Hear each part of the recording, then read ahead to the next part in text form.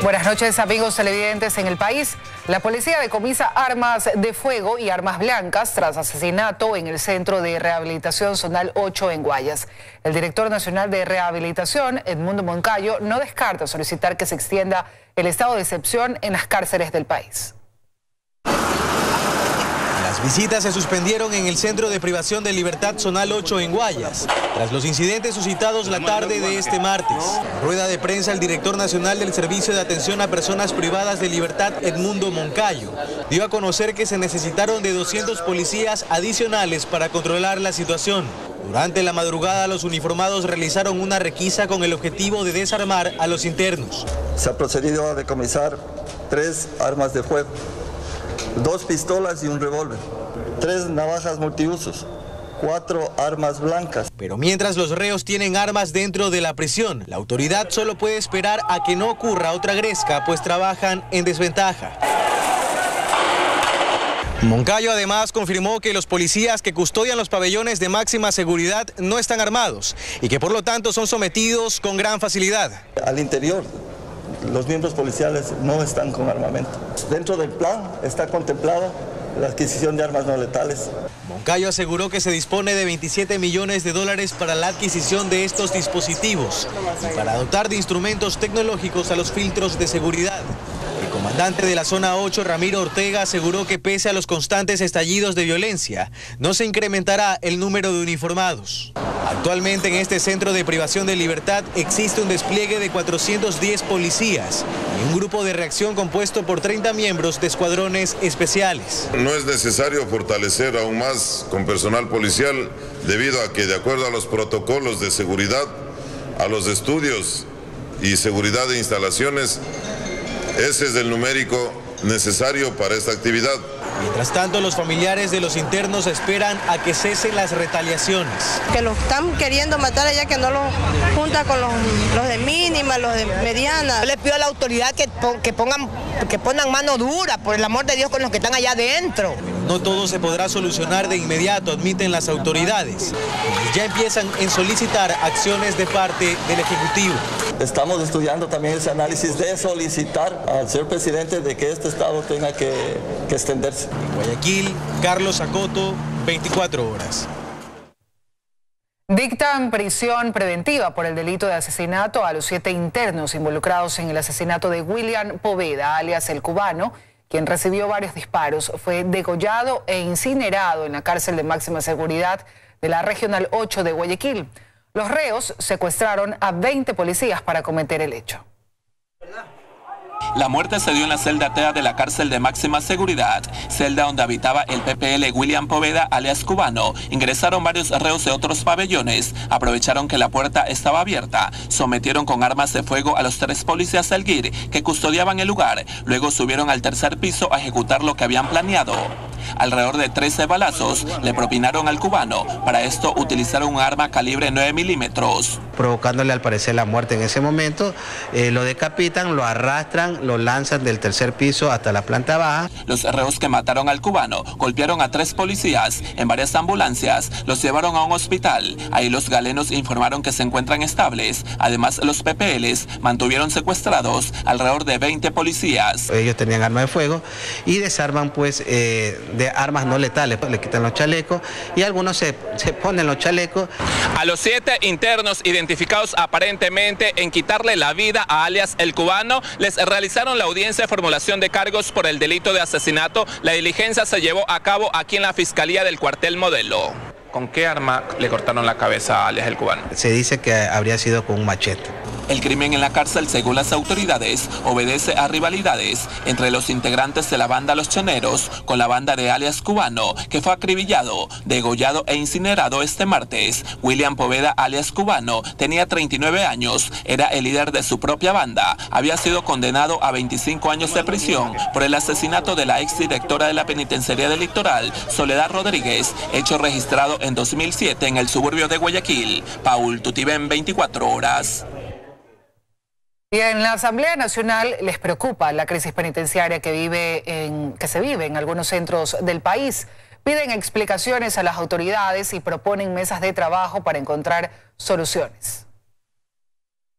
En el Parlamento ecuatoriano están preocupados por la situación que se vive en las cárceles del país.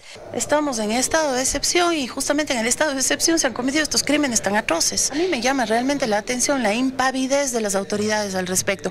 Tienen que dar explicaciones. Esta no es una crisis de este momento, sino que se viene acarreando desde hace algún tiempo. Hay algunos que cuestionan las decisiones del gobierno. ¿Cuáles han sido las consecuencias de haber, por ejemplo, eliminado el Ministerio de Justicia? Hay que revisar por qué hay un hacinamiento en las cárceles, hay que revisar por qué existe un número de guías penitenciarios muy inferior al realmente necesitado. Sin embargo, llaman a tomar acciones inmediatas entre todas las instituciones para evitar más asesinatos en el sistema penitenciario. Legislativo, Ejecutivo y la función judicial a generar una mínima política pública del sistema carcelario del país. Y sobre este tema hay dos proyectos de resolución que se presentaron ante el Pleno de la Asamblea, sin embargo hasta el momento no han sido tratados.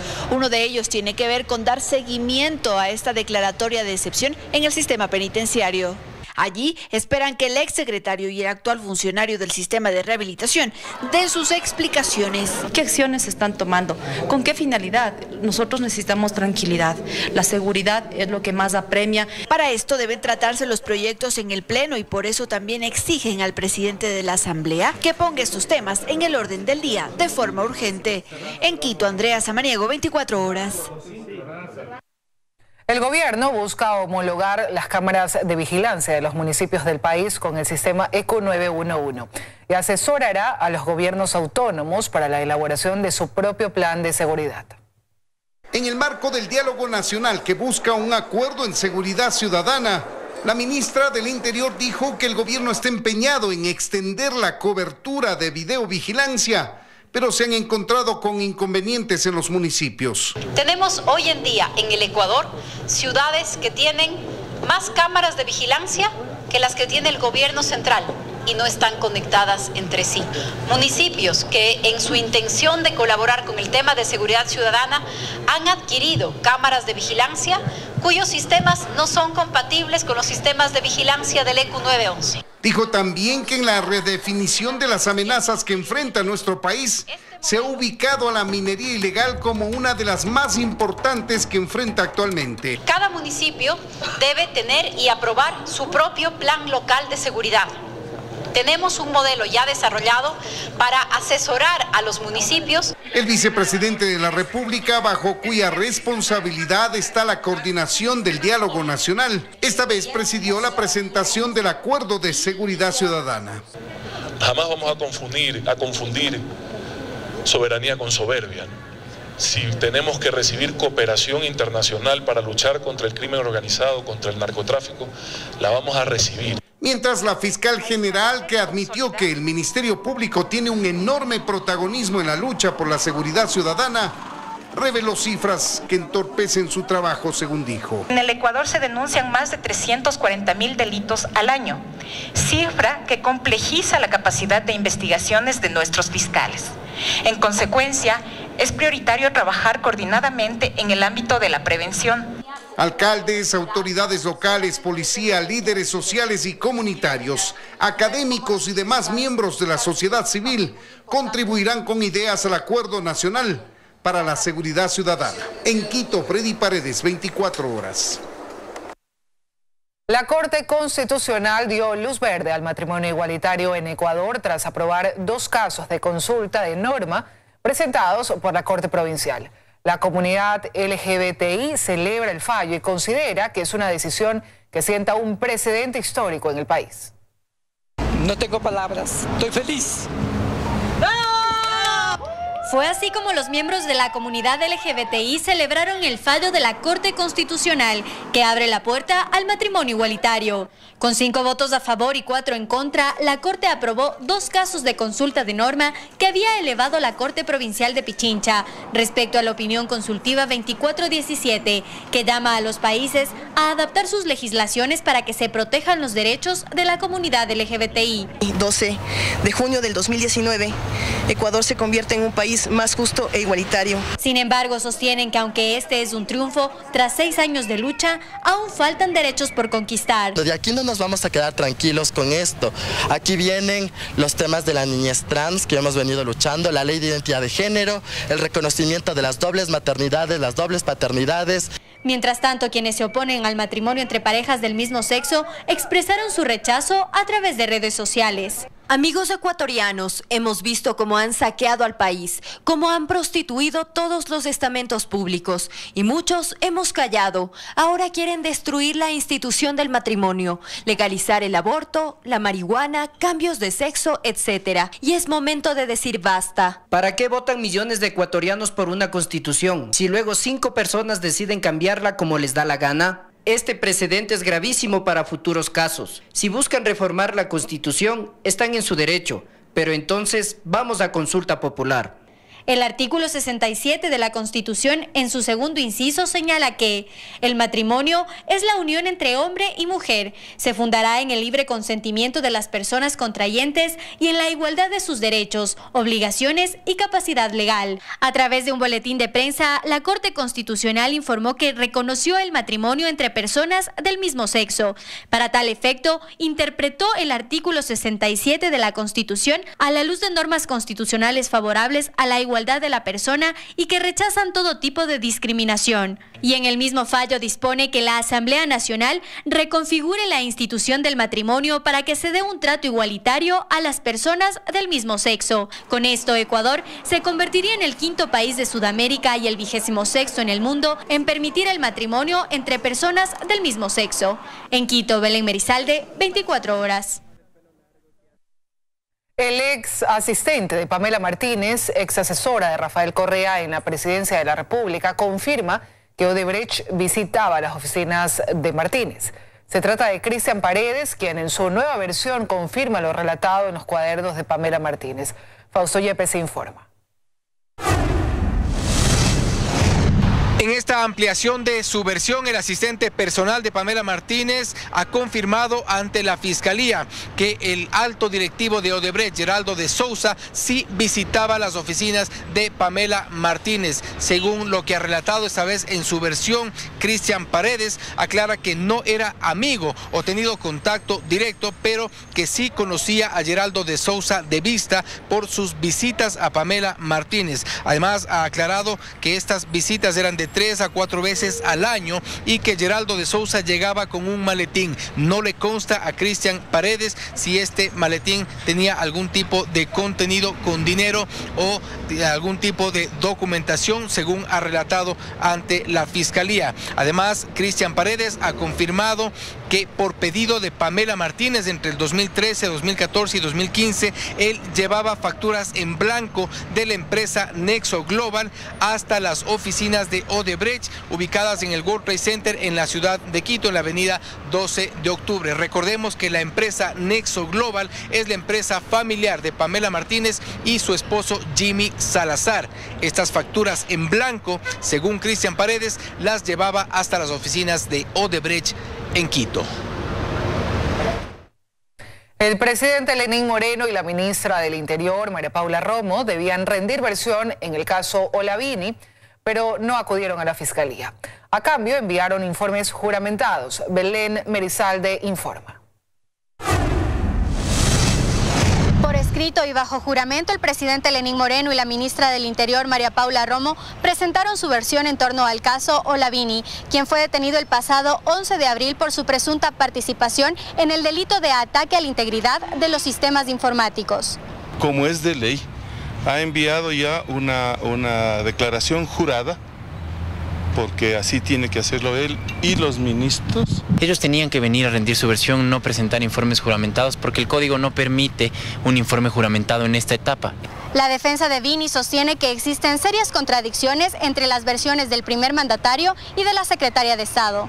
Olavini ha sido una víctima de la desinformación del gobierno y que tiene como consecuencia una prisión preventiva en contra de él, aun cuando los mismos representantes del gobierno no tienen claro qué es lo que supuestamente hizo. Por su parte, el abogado del presidente Lenín Moreno sostiene que están abiertos a contribuir con las investigaciones. El presidente a mí me ha dado instrucciones de dar las más amplias colaboraciones y dejar que la justicia realice sus indagaciones sin cortapisa de ninguna especie. Este viernes, Vini deberá rendir su versión desde el Centro de Detención Provisional en el Inca, en donde se encuentra recluido. Más noticias, amigos. Este 12 de junio se conmemora el Día Internacional de la Erradicación del Trabajo Infantil y en Ecuador, desde el 2013, esta cifra ha incrementado y hoy son 380.000 los niños y adolescentes que trabajan. Sin embargo, mediante un programa de erradicación, el gobierno aspira a disminuirlo. Fue el presidente de la República, Lenín Moreno, quien revisó los avances de la estrategia de erradicación del trabajo infantil. Lo hizo en una reunión intersectorial con ministros y secretarios de Estado. En esta reconocieron que las cifras no son alentadoras. Tenemos una cifra bastante preocupante de trabajo infantil, que va más o menos por allá del 5.4%. Pensamos que durante ese periodo podemos lograr una meta de por lo menos el 2.4%. Con lo cual casi lo tendríamos erradicado. Según la ministra Berenice Cordero, esto representa 380.000 niños y adolescentes entre 5 y 17 años. En el año 2013 aproximadamente teníamos cerca de 250.000 niños y adolescentes trabajando. A partir de ese año, por las distintas circunstancias por las que atraviesa el país desde el punto de vista macroeconómico, tuvieron consecuencias importantes respecto a esta reducción progresiva. 152 millones de niños, niñas y adolescentes trabajan a nivel global. Explicaron que las diferentes instancias del gobierno trabajan para erradicarlo. Los niños que requieran un cupo en el sistema fiscal, pues por supuesto van a contar con ellos. Los niños que están dentro del sistema educativo no son susceptibles de trabajo infantil. El Ministerio de Trabajo ha fortalecido inspecciones en centros de trabajo donde se considera peligro que haya niños trabajando. Fue la ministra Berenice Cordero quien explicó la estrategia de 3 puntos en la cual están trabajando. Primero entonces, protección social, fortalecimiento del sistema de protección, corresponsabilidad de las familias y 3, atención del trabajo infantil peligroso que se da en situaciones como minas, canteras, basurales, etcétera. Aseguran que encontraron 10.000 niños y adolescentes, de los cuales lograron ya desvincular a 4.000. Este año queremos desvincular a la totalidad. Asimismo, la ministra se refirió a la situación de los niños de los ciudadanos venezolanos. Dijo que ya han identificado que se trata de 30.000 y están buscando la mejor manera de ayudarlos en salud y educación. En Quito, María Gracia Acosta, 24 horas. Cercoel, la empresa a la que se responsabiliza por la mala lectura del consumo eléctrico, empezó su proceso de liquidación. El Estado se queda con una deuda de 1,4 millones de dólares por haber dado por terminado el contrato, según una decisión judicial. Este miércoles lo conocimos. La empresa a la que CNE le pagó 12 millones de dólares para hacer una lectofacturación que jamás se hizo de forma correcta y que ocasionó el aumento en las planillas eléctricas, entró en fase de liquidación, ya con una nueva empresa contratada y con una orden judicial que obliga a CNE a devolver lo cobrado en exceso. Este parecería un tema resuelto, pero no es así.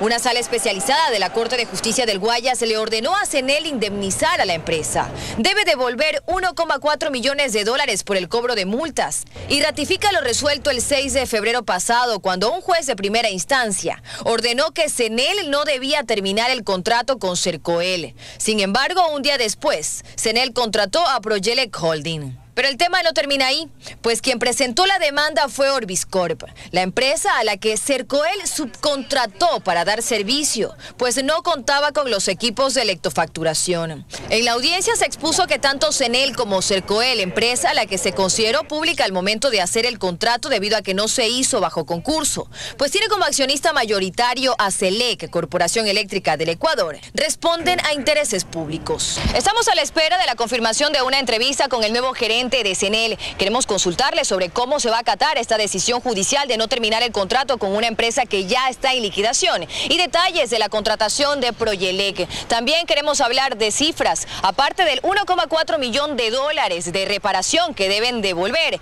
Ellos también deben pagar el dinero cobrado en exceso por alumbrado público y por el aumento de las planillas eléctricas. ¿Cuántos millones de dólares representa eso para la compañía? Nos quedamos a la espera de las respuestas. Dayana Monroy, 24 horas. Y el próximo martes el Pleno de la Asamblea tratará en primer debate la eliminación del impuesto verde. La Comisión de Desarrollo Económico unió la propuesta del Ejecutivo con la de los asambleístas. Los asambleístas de la Comisión de Desarrollo Económico conocieron el proyecto del Ejecutivo sobre la eliminación del impuesto verde. Allí decidieron que este documento se una al informe para primer debate que realizó la comisión hace algunas semanas. Para que los dos proyectos ya entren a ser discutidos en forma unificada. Además, los dos proyectos coinciden muchísimo. En el texto a debatirse no se contempla, por ejemplo, la condonación del impuesto a quienes no lo pagaron. Algunos legisladores lo impulsan. Hay muchos afectados por el impuesto verde que están, yo diría, endeudados. Yo creo que deberíamos ir por una incorporación de una excepción. Si es que se quisiera optar por un tema de remisión, sí tiene que venir por iniciativa del Ejecutivo, eso es claro. Mientras tanto, consideran que con la eliminación del impuesto verde se debe trabajar en un nuevo texto. Es importante seguir combatiendo la contaminación. Una de las formas de combatir es a través de impuestos, pero bien elaborados, no una fórmula como está planteada, que pues genera valores excesivamente altos, muy onerosos. Por esta razón proponen, por ejemplo, el uso de carros eléctricos. El usar energía limpia, los tranvías, los taxis eléctricos, los buses eléctricos y que los ciudadanos podamos adquirir paulatinamente vehículos eléctricos es una solución muy práctica. Además del cambio en los combustibles. Nos ofrecieron que se iba a mejorar los combustibles, que se iba a subir el octanaje de la gasolina extra y super, y esto no se ha cumplido. El próximo martes el Pleno será convocado para iniciar este debate que busca la eliminación del impuesto que durante sus años de implementación recaudó más de 900 millones de dólares. En Quito, Andrea Samaniego, 24 horas. Pacientes y familiares de enfermos con cáncer realizan rifas y bingos para poder costear su tratamiento. Dependiendo del caso, se necesitan entre 7.000 y 12.000 dólares mensuales. Hace algunos meses no se conocían. Ahora estas dos mujeres comparten el dolor de tener a sus hijos con cáncer. Ambos padecen de linfoma de Hodgkin. No pueden trabajar. Todo su tiempo deben dedicarlo a ellos, pero además a buscar el dinero para comprar la medicina. En los hospitales públicos no suministran las ampollas de Brentuximab porque no están dentro del cuadro básico de medicamentos. Rifas, bingos, pero aún así no nos alcanza, mija. La gente se va a cansar de ayudarnos siempre, entonces esa es nuestra preocupación. Andrea tampoco tiene acceso a la Brentuximab en el Seguro Social. Hace 6 meses inició el trámite para que el Ministerio de Salud Pública le permita al IES importarla y poder suministrarla. El 13 de mayo el Ministerio de Salud hace unas observaciones al IES respecto a los informes. Le da 72 horas para que pueda contestar y el IES contestó el 5 de junio. Ahora estos anexos ya regresaron al ministerio.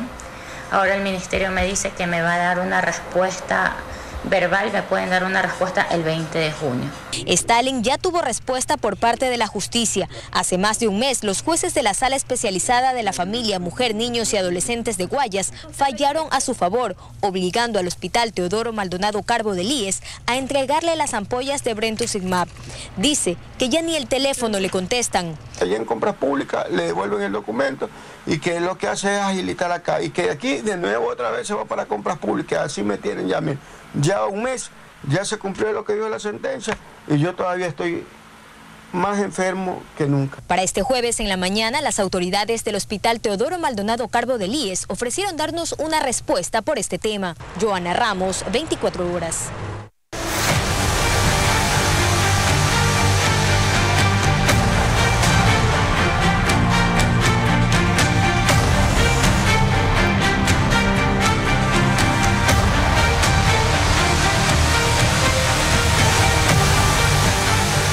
Richard Carapaz llegó a su tierra natal en medio de ovaciones y la alegría de su gente.